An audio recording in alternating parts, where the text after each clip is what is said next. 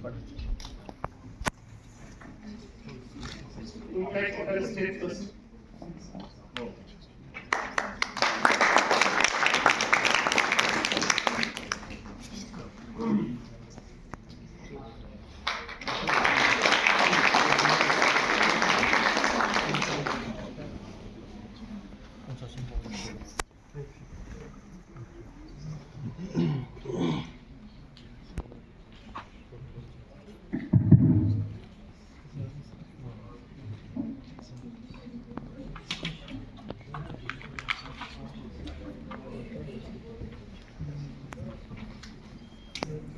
And first of all, I want to express my heartfelt gratitude to Dr. Mansoor and all the organizing committee for this organization, for this conference. Researchers are there, clinicians are there, so that what you are doing in labs, actually, what do we actually translate and the patient care, so we can interact and develop better things for better patient care.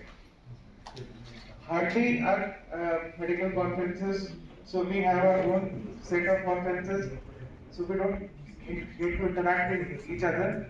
And there's a lot of effort, time, energy, and the kind of dedication which जो आप लोगों की है वो बहुत अच्छी है और उसको हम there is a very sorry state of affairs कि हम इंडिया में इतना काम करते हैं, we have so many publications coming out, but we are not able to translate that thing into actual patient care and what we can do for our patients. So this is something which I congratulate Dr. Mansoor for giving us and bringing us in the same room.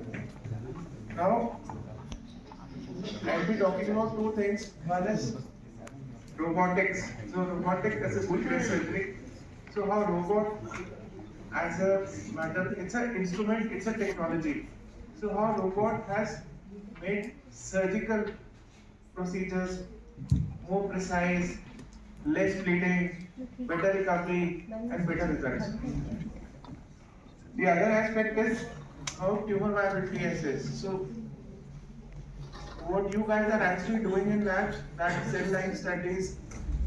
So the next in thing is to isolate the circulating tumor cell, grow these circulating tumor cells in labs, get a 3D cell culture, make a tumoroids, review all the drugs which we are giving. अब जैसे एक बात होती है docetaxel actually what toxic drug है. So if we are able to understand that this is a patient who will benefit from docetaxel and this is a patient who will not benefit from docetaxel, so at least we will be able to identify patients who would benefit from our aggressive kind of treatment and who would not benefit from the aggressive kind of treatment. As we all understand, cancer screening is, yes, there's a lot of work going on, but cancer as a disease, we are just understanding the tip of the iceberg. हम बोलते हैं stage 1 cancer, we do the surgery, we have removed everything, the patient is tumor free, but a patient is not cancer free. Stage 1 cancer we say 80% survival, we don't say 100% survival, because 20% of the patients will still die, and we don't have answers for that. मेरे को लगता है मैंने तो पूरा tumour निकाल दिया, margins भी नेगेटिव है, मैंने तो ब्रेस्ट निकाल दिया, but cancers फिर भी वापस आ गए. And these answers we still we have to find out. Stage 4 cancer we would say, and I really feel that we as doctors should not act as gods. We would say कि ये patient नहीं बचेगा, ये now it's not possible. Still we find 20% of stage 4 cancer will survive.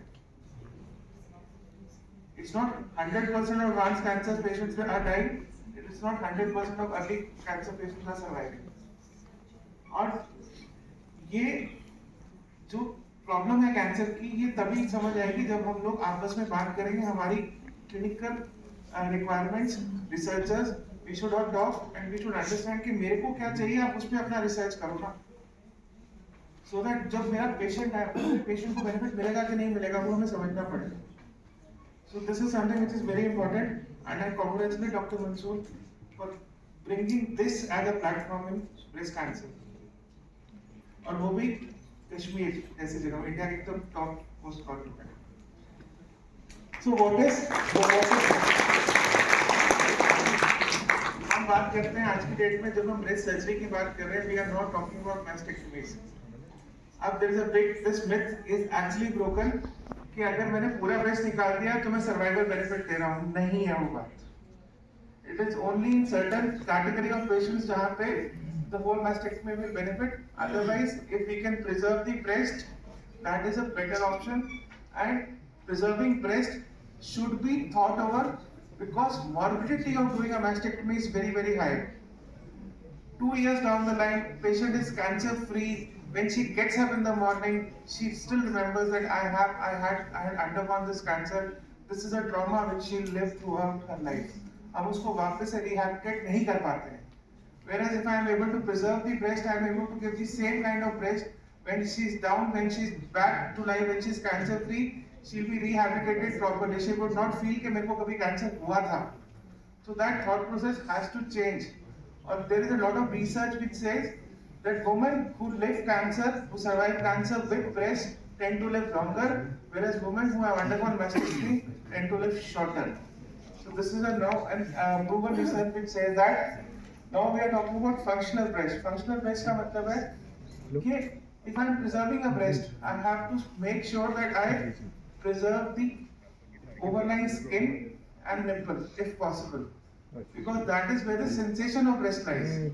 So if I am preserving a breast, that breast has to be sensate, that breast has to be functional. So that is why it's very important. It's not just a tissue which is there.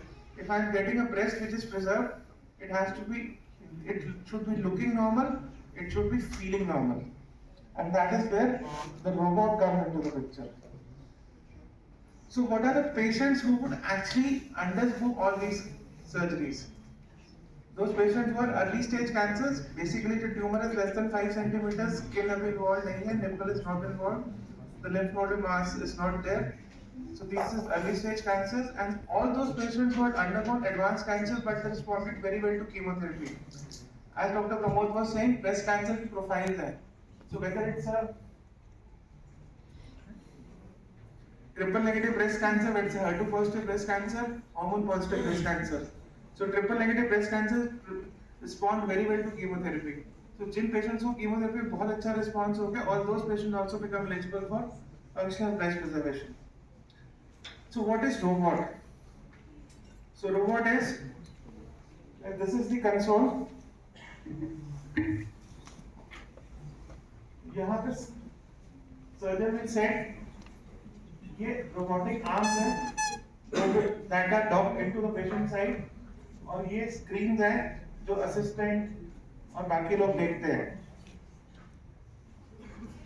So just a case, 27-year-old young girl having a tumor in the breast, pylorus tumor, and then there is another tumor in the lower part of the breast. The skin and nipple is free. 27-year-old unmarried girl. Obviously, we are looking at not doing a mastectomy for her. So what we did? So we did a small incision here. So this is the robotic arms which come forward and dock, and through the robot we are going into the breast. So robot से हम breast के अंदर चले जाते हैं, and through that we are able to remove the tumor. This is the tumor which is removed. The overlying breast skin nipple is preserved. This is the defect which is created. So this is the lateral, the patient का जो armpit है, उस armpit से we dock the robot again, and through this robot we are able to go inside the posterior part of the body, harvest the tissue from that, bring it out, and put it back. So have the patient survived? 100%. So she comes back with a tumor, she goes back without a tumor, with the breast which is still normal. So this is a multifocal kind of tumor, and the skin is free. So again, what robot gives us the access that we are able to just give a small incision here. We are not removing the whole breast. and through that small incision, with the robot, we are able to go inside the breast, remove the breast tissue. The whole lump tumor has been removed, and through that, we are able to again harvest the tissue from the back, bring it out, and this is what we get on final. Again, the patient goes back with what she had come. Her breast is not mutilated at all. So this is what the doctor. So again, another tumor. I just show you how does it actually feel when you operate. So this is technology, and I feel that you all guys should feel this technology. So this is how we are. I'm sitting at the console. So these are the arms which are operating. Actually आप बहुत interesting story ये है कि robot develop क्यों हुआ था. Robot develop हुआ था, the development of robot started when during what it was gulf war. तो व्हाट ये यूएस वाले क्या चाह रहे थे कि जो हमारे वॉर विक्टिम हैं उनकी सर्जरी करनी हो, तो मेरे पास सर्जन की रिक्वायरमेंट. अगर मेरे पास सर्जन नहीं है, मेरा सर्जन बैठेगा यूएस में, मेरा रोबोट आएगा यहाँ पे और वहाँ पे वो वॉर जोन्स में जाके ऑपरेट करेगा. That is where the concept of robot came into picture. और अब this robot is right there with us, and we are able to utilize it for better patient care. As you can see, through robot we are able to enter inside the breast, remove the cancer from inside, preserve the overlying skin. Again, this is how we are removing the breast tissue. So the instruments are right inside the breast. The ऊपर जो है ये normal breast skin और nipple है. That is how we are able to preserve this. Again, ये flap reconstructions. So this is a lateral tumor. यहाँ पे lateral side पे we just gave a small incision. Through that, the robot is docked, the cancer is removed, and this is the final closure. So this is how the tissue from the back is harvested. ये we are just giving us incision, small incision here. Through that, the robot we are able to go back inside the body cavities. इस body cavity के अंदर जाके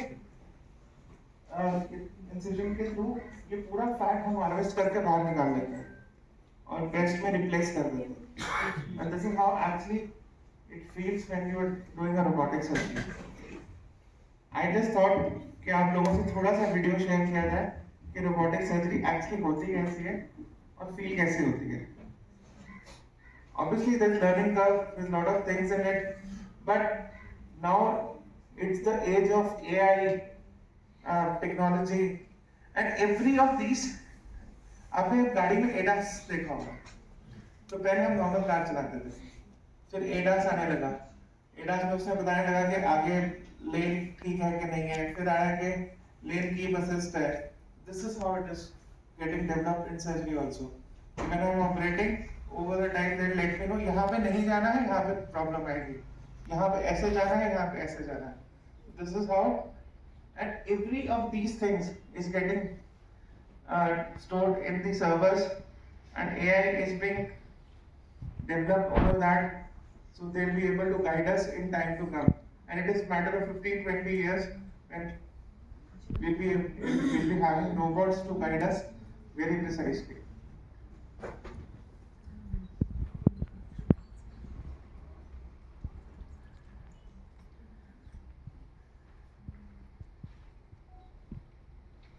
आपको बस, and this is how robotic surgery में bleeding बहुत कम होती है.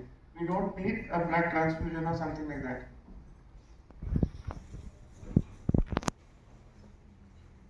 So we are able to control the bleeding part of it. And this is how we are able to bring the tissue in the axilla, and that tissue we are able to replace the breast defect.